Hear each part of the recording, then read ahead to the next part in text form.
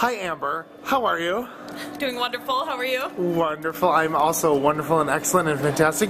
I just met you, and where did I just meet you at?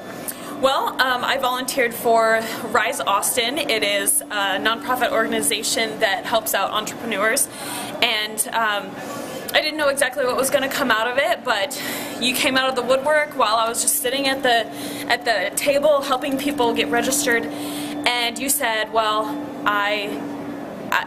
I can't take along this bag because I have very limited space in my suitcase because I'm traveling the country. And I was like, whoa, wait a minute, we need to talk. And then you brought up your 5 month. Yes. In, I think, April of 2009, I sat there and I was speculating my life, and I lived in Nebraska, and I'd never really been outside of Nebraska, and I didn't know the world, and I realized that my little bubble has kept me from really learning and growing. I got laid off my job. Me and my boyfriend broke up, and there was this whole world out there for me.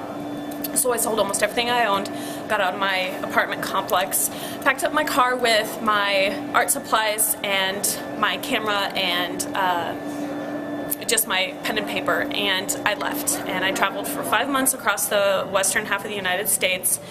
A lot of the places I did stay with friends and family.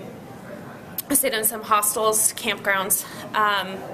But it was the best decision I ever made. When I was driving from LA to San Francisco, I drove on the Pacific Coast Highway, and I learned the meaning of breathtaking. I didn't realize there was a literal version or a literal meaning of it. I stopped at as many places I could along the coast, but when I was in San Simeon, because it's a Goldfinger song, so I'll never forget that. All I was doing, I got out of my car and I just stood there and I stared at this endless ocean. I had never seen the Pacific Ocean before.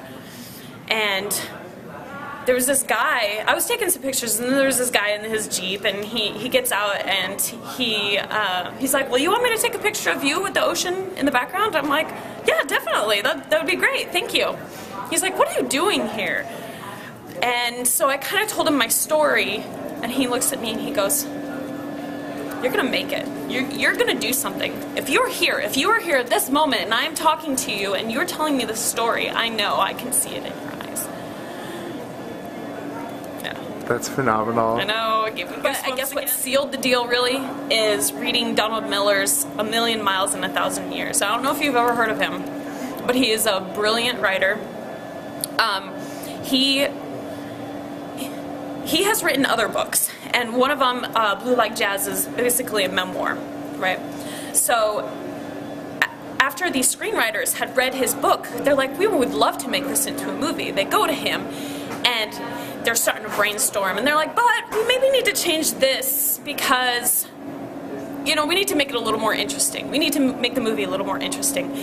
And so he sat there, he was like, but you wanted to make a movie about my life. But yet my life isn't interesting enough. So he started thinking, my life needs to be more interesting. And am I telling a good story? And once you start your story, you have to keep going. And you have to build. I hadn't originally planned on coming to Austin. I only originally came to Texas because I had an uncle in Fort Worth. But then while I was in Vegas, a friend said that he had moved to Austin, and he's like, just come visit me. I was like, I'm not a Texas person. It just doesn't seem like me. He's like, you don't understand. This is a different section. This is his own entity, basically. So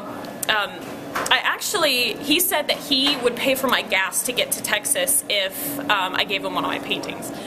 So that funded that. I came here and I was in awe. I was like, okay, this is where I need to be. This is where I need to try and start my life. I want to go overseas and not only give needy children shoes and clothing and food like they need, but bring them art. I I know these kids need specific things, but what about like inside, you know, and art therapy and bringing that to them. And then I also got the idea in there during the talk that, like, what if they sold the art that they do once I bring that to them and give them that opportunity to learn and grow through art? What if they sold that for more?